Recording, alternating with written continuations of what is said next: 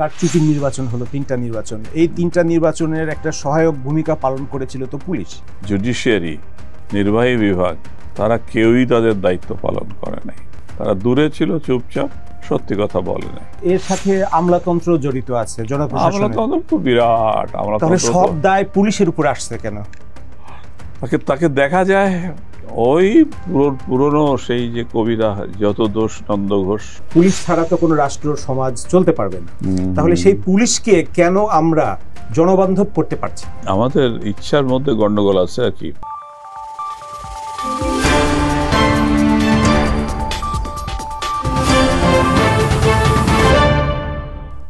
প্রিয় দর্শক, টিভিএস এর নিয়মিত আয়োজন রোড টু ইলেকশনে আপনাদের স্বাগতম। আমাদের সাথে আজ অতিথি হিসেবে আছেন বাংলাদেশ পুলিশের সাবেক মহাপরিদর্শক মোহাম্মদ নুরুল হুদা।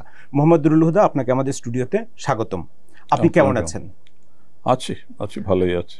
সামনে নির্বাচন এবং আমরা আসলে পুলিশ রাজনৈতিক ব্যবহার, অপব্যবহার সবকিছু মিলায়ে আপনার অভিজ্ঞতা, আপনি দীর্ঘ সময় পুলিশে ছিলেন, আপনার অভিজ্ঞতার কথাও শুনবো। তো শুরু করতে চাই একটা ছোট্ট গল্প দিয়ে। গত সপ্তাহে যখন আমাদের এখানে শীর্ষ সন্ত্রাসী সুব্রত বাইনকে আদালতে উপস্থাপন করা হয়, তখন তার যে নিরাপত্তার জন্য তার হেলমেট পরানো হচ্ছিল, বুলেট প্রুফ জ্যাকেট পরানো হচ্ছিল শরীরে, তখন সুব্রত বাইন পুলিশকে কটাক্ষ করে একটা মন্তব্য করেছিলেন, আপনাদের নিজেদের নিরাপত্তা ঠিক নেই, এসেছেন আবার আমার নিরাপত্তা দিতে, আপনাদের নিরাপত্তা নিয়ে চিন্তা করেন। পুলিশ এখন কেমন আছে? হ্যাঁ, এটা তো খুব তির্যক একটা মন্তব্য এবং বিদ্রুপাত্মক মন্তব্য, এবং পুলিশ বাহিনীর তার পারফরম্যান্সের উপরে একটা রিফ্লেকশন। তো এইটাকে পুলিশ অফিসারদেরই জবাব দিতে হবে, যারা এক্ষেত্রে প্রথমত মেট্রোপলিটন পুলিশকেই বলতে হবে এটা। আর তাকে হেলমেট পরানো হয়েছে তার নিরাপত্তার জন্য যেরকম, এবং যে কেসগুলো তার বিরুদ্ধে আছে সেই কেসগুলোর সাক্ষী সাবুদ আলামত যাতে নষ্ট না হয়ে যায় অন্য লোকদের ইন্টারভেনশনে, সেই জন্যই তাকে হেলমেট পরানো হয়েছে আর কি। বলা হয়ে থাকে বিগত সরকারের সময় বাংলাদেশকে পুলিশের রাষ্ট্রে পরিণত করা হয়েছিল এবং পুলিশের কাঁধে ভর করেই স্বৈরাচারের সরকারের উত্থানও ঘটেছিল। তো পুলিশের যে রাজনৈতিক ব্যবহার, এর মাধ্যমে আমরা যদি 1991 সালে গণতন্ত্রের যে পুনর্যাত্রা শুরু হলো, এই লম্বা সময়টায় যদি আমরা একটু ধাপ বাই ধাপ আপনার এক্সপিরিয়েন্স একটু শুনতে চাই, কিভাবে এই বিগত সরকারের সময় যে একটা কোট আনকোট দানবীয় একটা বাহিনীতে রূপান্তরিত হয়েছিল। তাদের গতি হয়তো স্লো হতে পারে অটোক্রেটিক হওয়াতে বেশি, কিন্তু যেহেতু ইচ্ছা আছে তাদের জোর করে চলবো এবং আমরা সেটাই সরকার বা সেটাই রাষ্ট্র, এই মনোভাব থাকে বলেই এটা 1991-তে যেটা ছিল তার রূপটা চরম আসে 1995-তে। তারপরে 1996-তে আশা করা হয়েছিল যে অন্যরকম হবে, কিন্তু সেখানেও তারা নিয়মতান্ত্রিক উপায়ে সরকার বদল করতে চায়নি। পরে অবশ্য বাধ্য হয়ে করলে 2001-এর যে ইলেকশন হয়েছে তার সম্বন্ধে অনেক অভিযোগ আছে। তো ইলেকশন সাধারণত আমাদের দেশে সবসময় অভিযোগ থাকে, বিভিন্ন এলাকা থাকে যেখানে ক্যান্ডিডেটরা সমস্ত ভোট তাদের বাক্সেই নিয়ে যায়। ওইটা আবার যা এই সমস্ত প্রতিরোধ বা প্রতিকার করার জন্য যে বন্দোবস্ত থাকে সেটা খুব যৎসামান্য। এখানে 2 জন সশস্ত্র লোক থাকে আর বাকি সব লাঠি নিয়ে থাকে। তো তাদের পক্ষে ইচ্ছা করলেও তাদের নিজেদের জান না ছাড়া এইটা ভালো করে মেইনটেইন করা যায় না। 2014 এবং 2018 সালের নির্বাচনের পরে কোনো পুলিশ অফিসার, সিনিয়র পুলিশ অফিসারদেরকে প্রকাশ্যে বলতে দেখা গেছে বা শোনা গেছে যে এই সরকারকে আমরাই ক্ষমতায় এনেছি। হ্যাঁ, তা সেটা ভুল বলে নাই। তাদের সাহায্যে, তাদের সক্রিয় সাহায্যে, অনেক ক্ষেত্রে পরোক্ষ সাহায্যে, আর বেশিরভাগ ক্ষেত্রে সক্রিয় সাহায্যেই তারা ইলেকশন বৈতরণী পার করতে সাহায্য করেছে আর কি। তো এগুলো সবারই রাষ্ট্রযন্ত্র চালাতে গেলে যে সমস্ত সুযোগ সুবিধাগুলো পাওয়া যায় তার ভাগ বন্টন করার একটা পূর্ব প্রস্তুতি, এরকম বলা যায়। তো এগুলো আমাদের রাজনৈতিক শক্তি যারা তারা আলোকিত হন নাই। তারা এই যে যদি একটা সরকারের মৌলিক ভিত্তি যেটা, সেটা তার মরাল ভিত্তিটা দেশে ঠিকভাবে আসছে কিনা। তো সেই জন্যে যারা ক্ষমতায় এসেছে তারা মনে করছে আমরা ঠিকভাবেই এসেছি, আর যারা সাহায্য করতে তারা তো জানে যে তারা ঠিকভাবে আসে নাই, অথবা আপনাকে আমি ঠিকভাবে আসতে দিয়েছি অন্যায় কাজ করে, অথবা আমাকে তার ভাগ বাটোয়ারা দিতে হবে, সাহায্য দিতে হবে। আর একটা গোড়ার বড় কথা হচ্ছে যে আমাদের যত অধিকার আছে, মানে ফান্ডামেন্টাল রাইটস, তার মধ্যে রাইট টু ভোট হচ্ছে সবচেয়ে উপরে, সেখান থেকেই সব কিছু ফলো করে। তো এখন আমি যদি ইলেকশনে ঠিক মতো না উপায়ে আসি, তাহলে বিভিন্ন সেক্টরে, এই ডাক্তারদের অ্যাসোসিয়েশন, ইঞ্জিনিয়ারদের অ্যাসোসিয়েশন, কন্ট্রাক্টরদের অ্যাসোসিয়েশন, সব জায়গায় যে সমস্ত ইলেকশন হবে সেখানে ওই লোকে কথাবার্তা শুনতে চাবে না। মোট কথা হচ্ছে যে ভোটিং রাইটটাই আপনাকে দেশকে শাসন করতে অধিকারটা দেয়।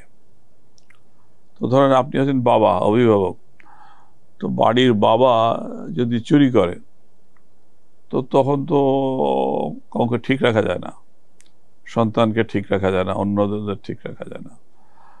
তো ভোটিং রাইটসটাই এস্টাবলিশ করতে হবে যে হ্যাঁ ঠিক মতো ভোট হচ্ছে এবং ঠিক লোক দিচ্ছে। তাহলে 2014, 2018, 2024-এর যে আপনার নির্বাচন, কারচুপির নির্বাচন হলো, 3টা নির্বাচন, এই 3টা নির্বাচনের একটা সহায়ক ভূমিকা পালন করেছিল তো পুলিশ? হ্যাঁ, পরোক্ষভাবে বলা যায়, আরো অনেকে করেছে।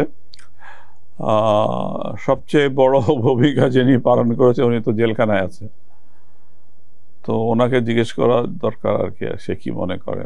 সে তো বলেইছে যে হ্যাঁ এগুলা ঠিক হয়নি। তাহলে রাষ্ট্রের অন্যান্য যে অঙ্গ, জুডিশিয়ারি এবং নির্বাহী বিভাগ, তারা কেউই তাদের দায়িত্ব পালন করে নাই। তারা দূরে ছিল, চুপচাপ, সত্যি কথা বলে নাই। তো এর সাথে আমলাতন্ত্র জড়িত আছে, জনপ্রশাসনের। আমলাতন্ত্র তো বিরাট। তাহলে সব দায় পুলিশের উপর আসছে কেন?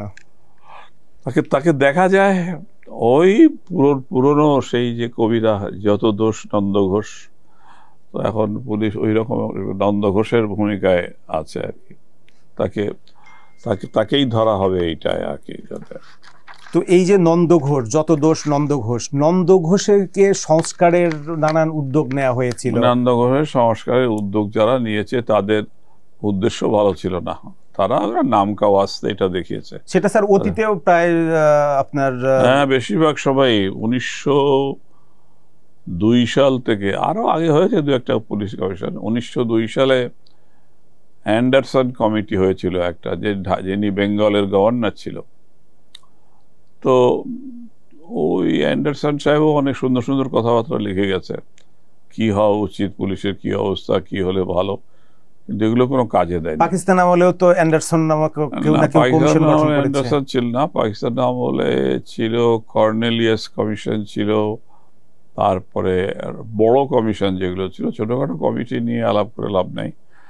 এটার মধ্যে আপনার মিঠা কমিশন ছিল, মেজর জেনারেল আবু বকর ওসমান মিঠা, আর্মি অফিসার। তার 69-এ এক কমিশন হয়েছিল। বাংলাদেশ আমলেও একটা জাস্টিস আমিনুর রহমান কমিশন হয়েছিল। আর এখনকার কমিশন যেটা আছে, এটার কথা যত কম বলা যায় তত বর্তমান কমিশনও অনেক সুপারিশ করেছে, আপনি দেখেছেন। এবং সর্বশেষ কমিশন যে সুপারিশগুলো করেছে ওগুলো ওনারা নিজেরা কিছু বুদ্ধি খাটাই করিয়ে নি, অন্য জায়গায় ছিল, সেগুলোকে ওনারা হুবহু কপি করে দিয়েছে। তো এখন একটা সুপারিশ বলা হচ্ছে, যেমন আপনার জুলাই জাতীয় সনদ স্বাক্ষরিত হলো ওই দিন, তো সেখানে আপনার 84টা প্রস্তাব আছে। পুলিশ প্রশাসন সম্পর্কে আছে শুধুমাত্র একটা প্রস্তাব, যে একটা স্বাধীন পুলিশ কমিশন গঠন করার প্রস্তাবটা আছে। তো স্বাধীন পুলিশ কমিশন গঠন করলেই কি পুলিশের সকল ধরনের সমস্যার সমাধান হয়ে যাবে? আমি শিওর না, হবে না। পুলিশ কমিশনটা কিভাবে হবে, তার গঠন কি হবে, তার চার্টার কি হবে, তার উদ্দেশ্য কি হবে, সেগুলো পরিষ্কার করে কোথাও বলা হয়নি। শুধু বলা হয়েছে যারা পুলিশ কমিশন করা, এই তো যে কেউ বলতে পারে। আপনি এক সময় পুলিশ রিফর্মের জন্য কাজ করেছিলেন ইউএনডিপিতে। এটা অন্য, ওটা কমিশন, ওটা কমিটি, ওটা 6টা গোল ছিল, 6টা বিভিন্ন ফিল্ডে পুলিশ সংস্কারের জন্য। পুলিশের উন্নতি হয় ওটা, যে লোকজনের সাথে বিহেভিয়ারটা ভালো করা, আচরণ ভালো করা, মহিলা এবং বাচ্চাদের সাথে ব্যবহার ভালো করা, এবং তদন্ত এর উৎকর্ষতা সাধন করা, এগুলো যাতে হয়, এই ধরনের কথাবার্তাই ছিল। এর মধ্যে বড় কথাবার্তা, সেগুলোর কি কোনো বাস্তবায়ন হয়েছে স্যার? আমার নলেজে না, তার কারণ বেসিক্যালি একটা দৃষ্টিভঙ্গির ব্যাপার আছে। এখনো পর্যন্ত বহু লোকই পুলিশে অসৎ উদ্দেশ্যে চাকরিতে ঢোকে, এবং তার কারণ তাকে অসৎ উদ্দেশ্যেই এখানে এন্ট্রি নিতে হয়। শোনা যায়, কাগজে আসে, লোকের মুখে শোনা যায়, যারা টাকা পয়সা দিয়েছে তাদের মুখেও শোনা যায়, একটা কনস্টেবলের পদে ঢুকবার জন্য ঊর্ধ্বে 10 লাখ টাকাও দিতে হয়। তো যে লোক 10 লাখ টাকা দিয়ে চাকরিতে ঢুকবে, তার প্রথম কাজই তো হবে ওই 10 লাখ টাকাটা উঠিয়ে নেওয়া। সেটা উঠিয়ে নিতে গেলে তাকে তার ক্ষমতা প্রদর্শন করতে হবে। ক্ষমতা প্রদর্শন কি? লোককে আটকে রাখা বিনা কারণে এবং সঠিক কারণ না দেখিয়ে, তদন্তের নাম দিয়ে, তথাকথিত তদন্তের নাম দিয়ে, অনুসন্ধানের নাম দিয়ে লোককে অ্যারেস্ট করা। অতএব এই যে ভিশাস প্রসেস, এই প্রসেস যদি কিছু মাত্রায় অন্তত না কমানো যায় তাহলে তো চলবে না। বিগত আমলের অনেক অ্যাপয়েন্টি এখনো চাকরিতে আছে, থাকা স্বাভাবিক, তারা তো কোনো দোষ করে নেই। তো সে ওই যে টাকা খরচ করেছে, গরিবের ছেলে, তার যে ভিটে বাড়ি কিছু অংশ বিক্রি করেছে, বা জমি জমা বিক্রি করেছে, বা অন্যের কাছ থেকে, বা মায়ের বা খালার স্বর্ণালঙ্কার বিক্রি করে চাকরিতে ঢুকেছে, তাকে তো ওইগুলো উঠিয়ে দিতে হবে। উঠিয়ে দেবে কে? সাধারণ মানুষ, যারা কর্তৃপক্ষের কাছে আসতে পারে না, যারা এইগুলা ভুগেছে।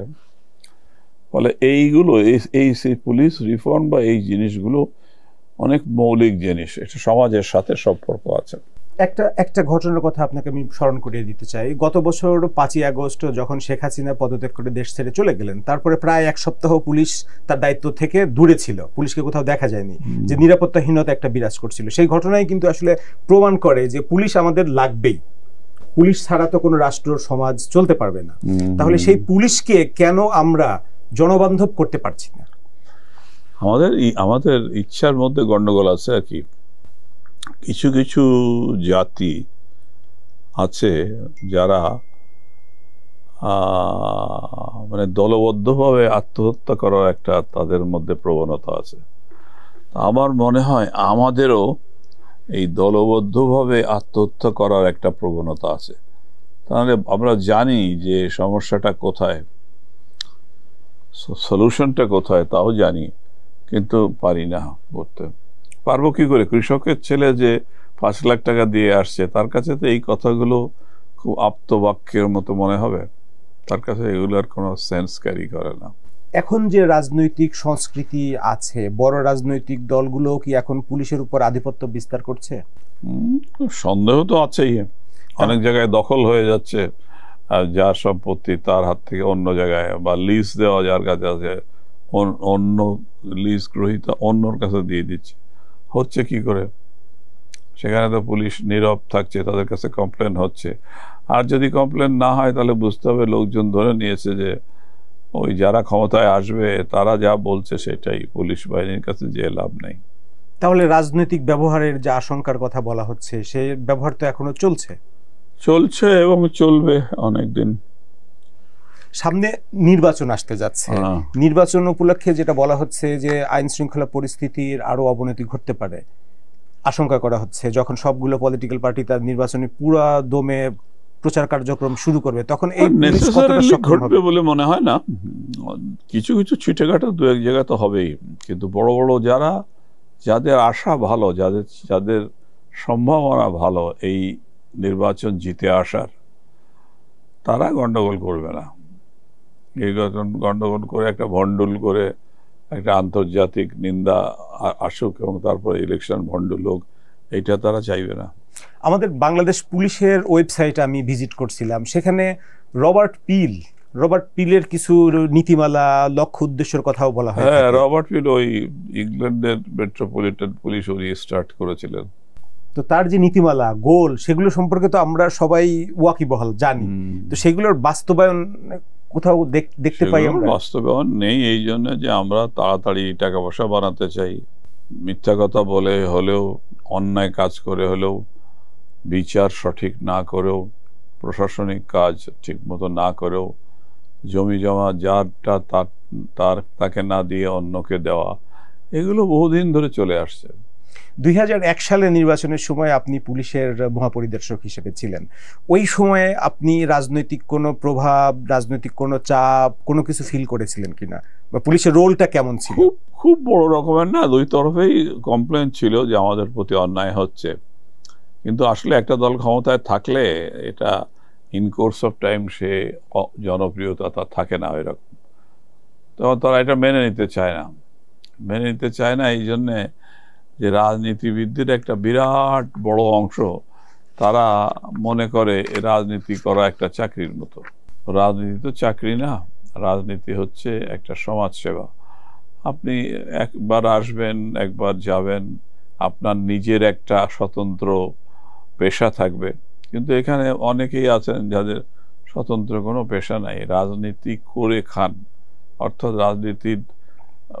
রাজনীতির মাধ্যমে বিজনেসম্যান হন, রাজনীতির মাধ্যমে অন্য কাজ করেন। তো সেই জন্যে তাদের ওই জোর নাই, ওইভাবে বলতে পারেন না। আপনি আমার জানা মতে আপনি বোধহয় বাংলাদেশ পুলিশের একমাত্র মহাপরিদর্শক যিনি 3টা সরকারের সাথে চাকরি করেছেন। 2000 সালে 7ই জুন আইজিপি হন, 2001 সালে 6 নভেম্বর পর্যন্ত আইজিপি ছিলেন। আপনার চাকরির মেয়াদ থাকা সত্ত্বেও পরে আপনাকে আপনার যুব ও ক্রীড়া মন্ত্রণালয়ের সচিব হিসেবে পদায়ন করা হয়। সেখানে 2003 সালে আপনি অবসরে যান সেখান থেকে। তো ওই সময় আপনার চাকরির মেয়াদ থাকা অবস্থায়ও আপনাকে ওইখান থেকে সরিয়ে দেয়া হলো, সেটার কি কোনো রাজনৈতিক প্রভাব ছিল যে আপনি বিগত সরকার আমলে? আমার জানা নাই। বিগত সরকার আমলে আপনি অ্যাপয়েন্টেড হয়েছিলেন বলেই কি নতুন সরকার আপনার পাশে রাখতে পারে? হতে পারে। আমাকে তো আওয়ামী লীগের লোক হিসেবেই ব্র্যান্ড করে যে এনার আত্মীয় স্বজন আছে আওয়ামী লীগের। তো এখন ওসব দেখতে গেলে তো বহু লোকের বহু আত্মীয় আছে। যাই হোক, এরকম একটা সন্দেহ থাকতে পারে, তা নিয়ে অবশ্য মাথা ঘামায়নি আর কি। যেটা আপনি যখন পুলিশ প্রশাসন রেখে আসলেন 2001 সালের ইলেকশনের পরে 6 নভেম্বরে, তখন যে অবস্থা রেখে আসছিলেন, তখনকার অবস্থা কি আজকের দিনের মতো এতটা খারাপ ছিল? এই তো উদাহরণ দেওয়া বড় মুশকিল, কারণ দুর্নীতি ব্যাপক হয়েছে, ব্যাপক, অত্যধিক দুর্নীতি হয়েছে। তখনও নাকি পরে? এখন পরে আস্তে আস্তে হয়েছে। ওই যখন আপনাকে পুলিশ বাহিনীকে এবং রাষ্ট্রের অন্যান্য উন্নয়নমূলক কাজে, উন্নয়নমূলক কাজে যেখানে পুলিশের সাহায্য বেশি দরকার হয়েছে, অন্যায় সুবিধা নেওয়ার দরকার হয়েছে, সেখানে করাপশন বেশি হয়েছে। আপনি এতে আমার কোনো ক্রেডিট বা ডিসক্রেডিট নাই, এটা নর্মাল, সব ফিল্ডেই বেড়ে গেছে। আপনি যখন 1970 সালে পুলিশে যোগদান করেন, আমি যদি তথ্য সঠিক বলে থাকি, 1970-এ, তখন কি আপনাকে মোটিভেট করেছিল পুলিশ প্রশাসনে যাওয়া? আর এখন যে সিচুয়েশন দেখছেন, এখন কি আপনি কাউকে পুলিশে যোগ দিতে এনকারেজ করবেন? নির্ভর করে কাকে। আমার যদি আপন কেউ হয়, আমার ছেলে হয়, মেয়ে হয়, তাদের নিশ্চয়ই বলবো না জয়েন করতে। 1970 সালে আপনি যখন পুলিশে যোগদান করেছিলেন, তখন সিচুয়েশন অন্যরকম ছিল। তখন সার্ভিসে, শুধু পুলিশ সার্ভিস না, যখন সেন্ট্রাল সার্ভিসেস যেগুলো ছিল, আমরা যে পরীক্ষা দিয়ে এসেছি সারা পাকিস্তানে, সেখানে চাকরির সম্মানটা অন্যরকম ছিল, চাকরির কর্তৃত্ব অন্যরকম ছিল, সম্মান ছিল। তো সেই পরিস্থিতিতে তো জয়েন করলে খারাপ কিছু ছিল না।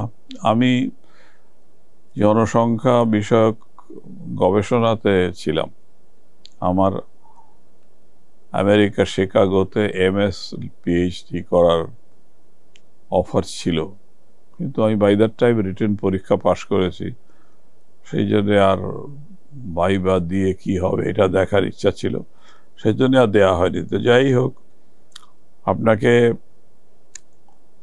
ওইটা দেখতে হবে যে সামাজিক অবস্থাটা কীরকম, আপনার সার্ভিসেসের উপরে রাজনৈতিক যে নিয়ন্ত্রণ সেইটার মাত্রা কীরকম, সেইটার গুণগত মান কীরকম। তো এখন আছে অনেক ফ্যামিলি আছে যারা সরকারি চাকরিতে আসবে না, তারা মনে করে যে এই চাকরি আমার জন্য না। যেমন আমি একটা উদাহরণ দিতে পারি, এখন উনি তো সব বেঁচে নাই, আমাদের খুব নিকটতম বন্ধু ছিলেন, যে সাদাত হোসেন ক্যাবিনেট সেক্রেটারি ছিলেন, পাবলিক সার্ভিস কমিশনের মেম্বার ছিলেন। তো ওর ছেলেকে একদিন বলছে যে তুমি এদিক ওদিক এইসব চাকরি বাকরি না খুঁজে এসব একটা কম্পিটিটিভ পরীক্ষা দাও না, BCS পরীক্ষা দাও। তো সে তার বাবার দিকে তাকিয়ে বলল, তুমি আমাকে মানে মানে এইভাবে মূল্যায়ন করো, তার মানে যে এই BCS পরীক্ষা দিতে হবে আমাকে? তো উনি তখন আমাদের বললেন আর কি, দেখে ভাই, আমি পাবলিক সার্ভিস কমিশনের চেয়ারম্যান, আমার ছেলে সরকারি চাকরি সম্বন্ধে তার দৃষ্টিভঙ্গি, তার মূল্যায়ন এইটা, যে how can I think so লো যে এই সরকারি চাকরিতে আসতে হবে আমাকে। একটা কথা বলা হয়ে থাকে প্রায়ই, যেটা হলো যে পুলিশের কাঁধে ভর করেই আসলে স্বৈরাচারের জন্ম হয়। শুধু পুলিশের কাঁধে না, আরো রাষ্ট্রের যে সম্পদ যেখানে ব্যবহার হয়, তার আপনি বাজেট দেখেন, কমিউনিকেশনস ডিপার্টমেন্টে 20-25% সম্পদ সেখানে ব্যবহার হয়। তো রেভিনিউ জেনারেট যেখানে হয় আর কি, কাস্টমস, ইনকাম ট্যাক্স, এইগুলো দেশকে সার্ভাইভ করে আর কি।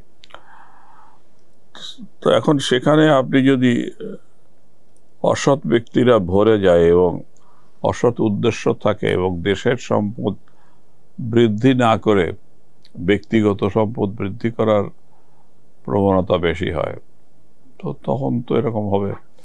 পুলিশের কাছে তো ডাইরেক্টলি পয়সার বানানোর এবং তাদের সেই লুটপাটকারী বা যাদের বিরুদ্ধে দুর্নীতির অভিযোগ ওঠে, তাদের বিরুদ্ধে যখন রাস্তায় আন্দোলন হয়, তখন তো পুলিশকেই সেই আন্দোলন মোকাবেলার জন্য দায়িত্ব দেওয়া হয়। এটা তো আর হবে, তার এটা দুই দিক দিয়েই আছে। এবং পুলিশ এখানে বদনাম কুড়িয়েছে যে সরকারি থাকুক তার লাঠিয়াল বাহিনী হিসেবে। হ্যাঁ, উইচ ইজ পার্টলি ট্রু। আর কে করবে? কাস্টমস, ইনকাম ট্যাক্সের লোকরা সে তো করবে না। তাদের একটা দুটো ধরা হয়েছিল, তাতেই হয়েছেই। যে ছাগল মতিউর একটা কি বেরোলো, এরকম আরও তো ছাগল মতিউর আছে, সেগুলো তো বেরোয় না। আমরা যেমন নির্বাচনের কথা বলছিলাম, গত 3টা নির্বাচন করে পুলিশ অনেক বদনাম কুড়িয়েছে। তো আগামী নির্বাচনের মাধ্যমে পুলিশের সেই বদনাম থেকে মুক্তির কোনো উপায় আছে কিনা?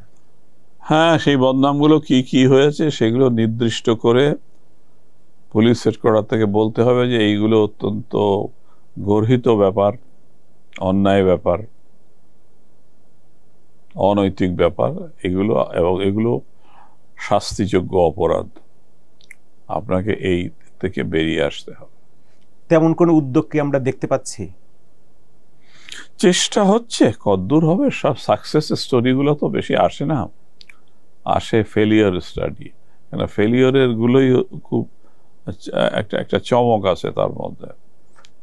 আইন প্রয়োগ করার ক্ষেত্রে পুলিশ বাহিনীকে বলা হয়ে থাকে তারা নৈতিকভাবে অনেক উইক।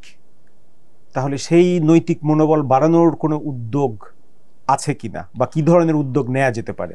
আমি মনে করি আমার ব্যক্তিগত ব্যাপার, যে ধর্মকর্মের কাজ করা উচিত এবং আল্লাহর ভয়টা থাকা উচিত, যে আমার এইটা করলে আমার এই সাজা হবে, এছাড়া তো আমি রাস্তা দেখি না। তাহলে যাদের ভিতরে ধর্মকর্মর ভয় নাই, আল্লাহর ভয় নাই, তাদেরকে আপনি কিভাবে?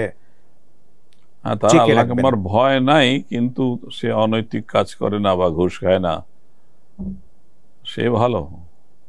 ধর্মকর্ম কাজ করলেই যে সে ভালো পাবলিক সার্ভেন্ট হবে তার কোনো নিশ্চয়তা নেই। নির্বাচনকে সামনে রেখে এখন আসলে পুলিশ প্রশাসনকে আরো একটু স্ট্রেনথেন করা বা তাদের নৈতিক মনোবল আরো বাড়ানো, এই মুহূর্তে আমাদের আসলে করণীয় কি কি আছে? এই মুহূর্তে খুব বেশি কিছু করার নাই। আর যা করতে হবে ওইগুলো বলতে হবে, নসিহত করতে হবে, উপদেশ করতে হবে, নসিহত করতে হবে যে না, এগুলো ভালো না, এই কাজগুলো করা যাবে না। এবং করলে আমরা বিশ্বের চোখে আমরা একটা অগণতান্ত্রিক এবং চৌর্যবৃত্তিতে খুব পারদর্শী এইরকম একটা জাতি হিসেবে পরিচিত হব। তো আপনারা কি এইটা চান কি চান না? এত সংগ্রাম, এত প্রাণ গেছে এই 2024-25-এ, তো চিন্তা করা যায় না। যদি মানুষ চিন্তা করে, এই দেশে বললাম তো চিন্তা করার শক্তি চলে গেছে। 1200 মতো লোক মারা যাওয়া, 4000 মতো লোক অন্তত আহত হওয়া, এই যে কি বিপুল ব্যাপার। কত পরিবার নষ্ট হয়ে গেছে, কত পরিবারের কষ্ট হয়েছে। তাদের কিন্তু রিলিফ, তাদের সাহায্য হয়নি। আমি ওই লিস্ট দেখেছি যারা মারা গেছে, যারা আহত হয়েছে, তাদের খুব একটা এদিক ওদিক হয় নাই, সুবিধা হয় নাই। সুবিধা সমাজে একদল লোক সুবিধাবাদ যারা আছে তারা পেয়েছে, অন্যেরা পায়নি। এত কিছু হওয়ার পরেও যেটা হলো আপনি যদি বর্তমান পুলিশের বা ক্রিমিনাল জাস্টিস সিস্টেমের দিকে তাকান, সেখানেও কিন্তু আপনার ওই সেই আগের ধাঁচেই গ্রেপ্তার হলেই রিমান্ড, গ্রেপ্তার হলেই রিমান্ড, গণহারে মামলা। কারণ এগুলো যারা সুপারভাইজ করে, তত্ত্বাবধানকারী কর্মকর্তা বহুত প্রশাসনিক পর্যায়ে এবং বিচারিক পর্যায়ে, তারা তাদের কাজটা করে না। একটু কঠিন হতে হবে, কঠিন না হলে নেই।